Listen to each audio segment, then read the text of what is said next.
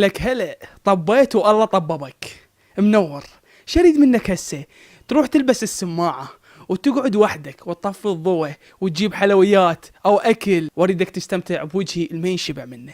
صحيح شباب، من اخترع الحمام؟ والله ما يجي على بالكم هذا السؤال؟ من اخترع التواليت؟ شلون قبل كان الانسان يبول؟ شوفوا، قبل الانسان بالعصر الحجري كان يقضي حاجته بالغابات، هيك حاله حال الحيوان، يشوف له شجره يقعد يمها، يشوف له صخره يقعد بصفها، حاله حال الحيوان. فبمرور الزمن بعصر الجاهليه الانسان كان يسوي، كان يقضي حاجته بالخلاء. الخلاء معناها مكان فارغ ماكو بيه عالم، يكون مكان بعيد عن المدينه اللي ساكن بيها الانسان. علاوي وين رايح؟ والله رايح اشوف لي مكان خالي ما بي عالم لين محصور. تخيل انت عايش بهيجي فتره، او ماي جاد.